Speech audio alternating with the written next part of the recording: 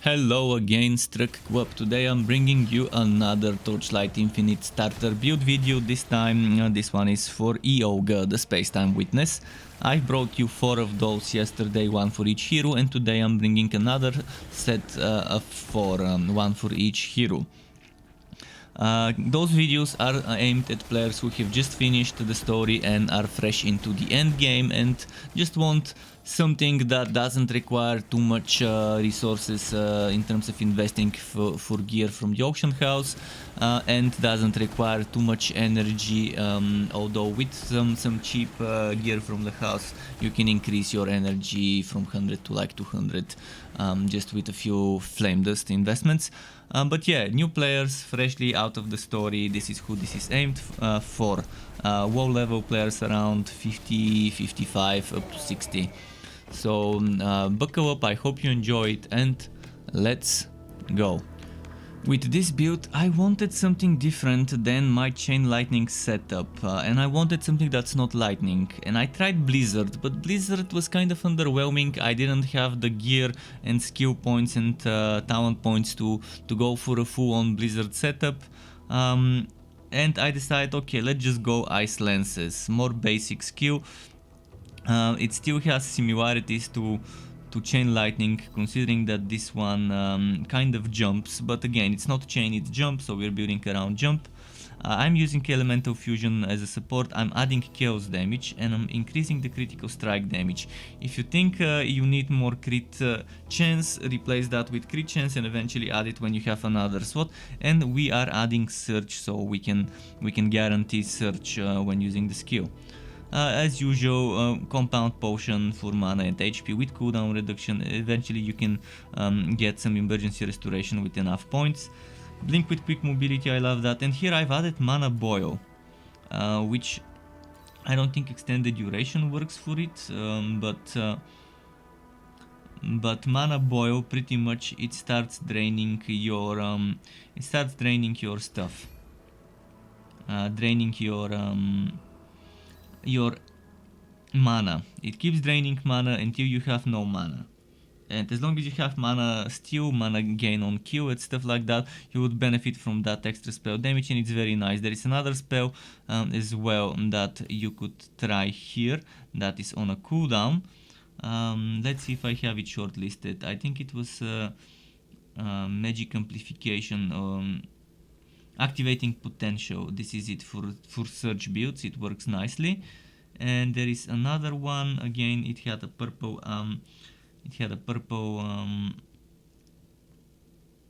think, I can't remember the name, but there was this one spell. Maybe I'm misunderstanding, but I remember there being another good support spell that you activate. It could have been activating potential that I'm thinking of, because it's the same icon I remember. So the activating potential is definitely decent. Definitely decent to boost your search, to upgrade your search for search builds. Another thing here, mana potion, cooldown reduction eventually with emergency restoration when you have the points. Curse on hit for corruption and for biting cold. So we're doing chaos, we're doing cold with our setup, and we want to make sure the enemies take more, and we're condensing the curse, less area, more effect.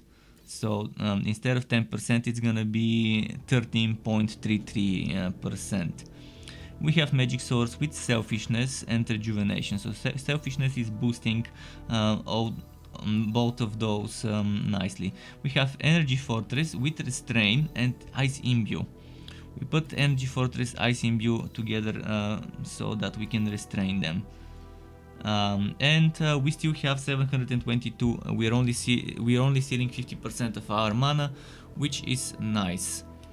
Again, there's ways to grow the skills in those remaining slots. Obviously you would probably start to save up 100 points for this one. But yeah, this is the base setup with 155 energy used. Again, if you need energy, you can buy some items from the auction house. More about gear later on in the gear segment. For the talent tree, I went Warlock, Magister, and Goddess of Knowledge. With Goddess of Knowledge, I've only put 10 points. So I have more points for Warwalk and Magister. This is how I did things. So I've got 30 points Magister, 30 points Warwalk. You might have to sacrifice stuff if you're not level 61 to 3 like me. Probably one of those won't be maxed out. You have to decide, do I want to sacrifice some of the points from Magister for Warwalk or from Goddess of Knowledge? I think you can sacrifice points from Goddess of Knowledge at first.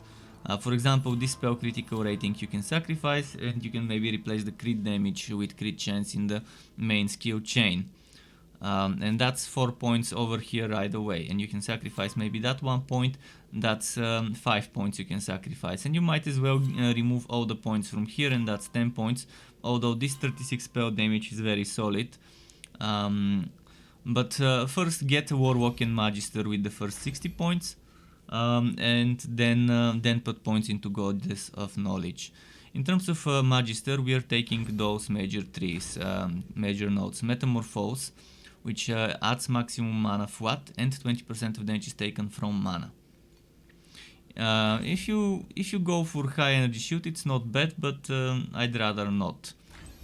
Torrents works very nicely with surge builds. Mutation shield is okay, but I think it's something that you can get the most out of mutation shield when you have a ton of energy shield, and that would require a lot of talent node points, and that's something for more of a close to max level person to test, because you also need a lot of FWAT energy shield as well.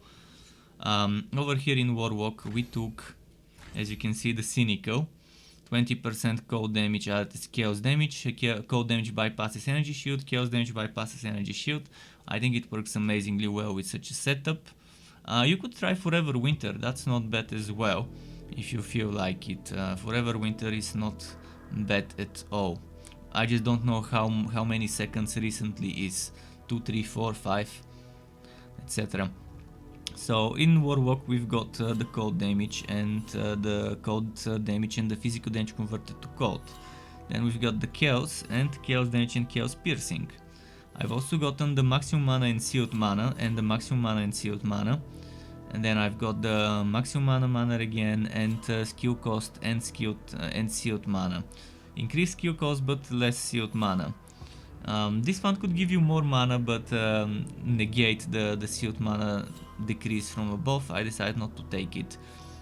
Then spell crit rating, and spell critical strikes weaken the target, which means it does 10% less damage. Chaos damage, cold damage added as chaos damage, and we don't need chaos persistent damage, at least not for now. Cold damage and chaos damage increase, and then chaos skill supply extra damage to wife, cold skill supply extra damage to wife. There are other things you can get from this tree, and that would be fun. If you can get more in the setup, this would be nice. For the piercing, this is extra energy shields you can get. This has some resistances if you need chaos and cold resistances. You can get them from here, so you don't need to invest into gear with those as much. There are some survivability options here. Mana again if you need it. Chance to gain burn on evasion, but that would require good evasion, and I'd rather not get this. So yeah, there are options, and here mana and energy shield again. I like this casting speed because it leads to chance for spells to do double damage. So there's that to consider. This one grants surge when freezing a target. It's pretty solid if you want to build around surge.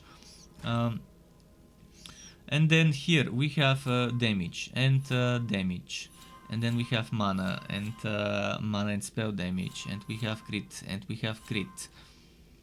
And we have skill area, which leads to skill area and AoE damage. Then we get mana, minus skill cost, very necessary, and then crit strike rating if at least 400 mana cost recently.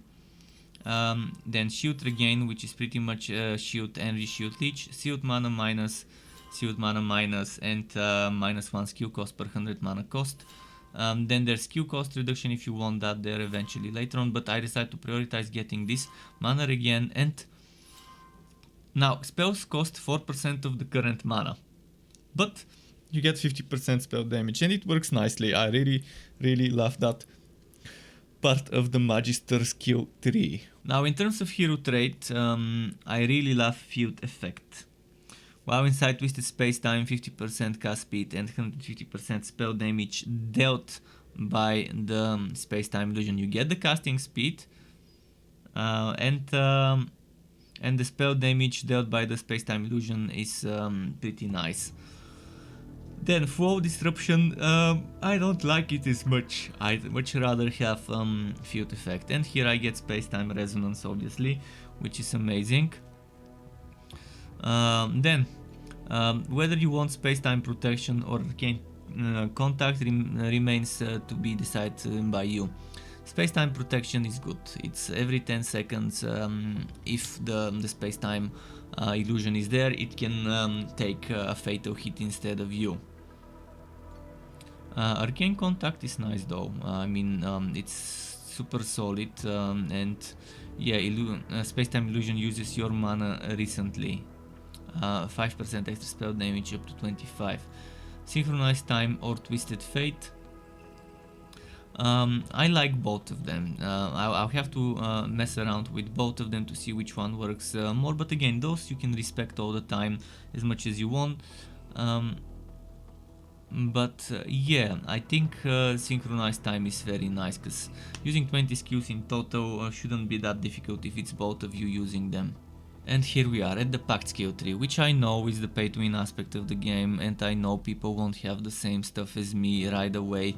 The developers in the beta at least are giving us Primo Crists every day, so we can roll for pets and maybe get the right ones. I would say if you don't have the right ones, and by right one I mean something like this, chance for spells to deal double damage or spell damage bonuses. Also there's things that give you elemental damage, stuff like that. There was something at the very bottom, I think. This one's nice, elemental damage piercing, that's not a bad one as well. There are various ones that give you spell related stuff or energy shield and mana regeneration related stuff. So obviously, see, this is one of those, spell critical damage and critical damage and spell damage and mana. This is solid. But if you don't have them, and I think at the beginning while you're a WoW level character, just put whatever you have highest upgraded that gives you Pact nodes, even if it's the wrong one. You want Pact node +1 and Pact node +1.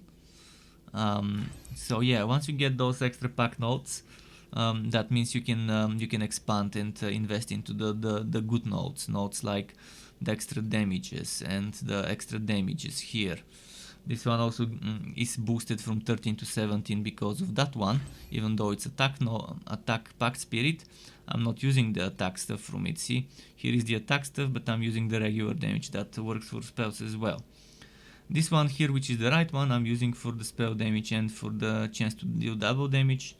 I probably won't use the casting speed and might go for drop quantity eventually.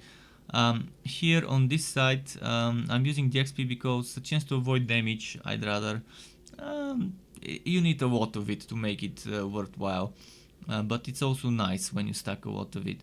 Here I'm using the movement speed, obviously.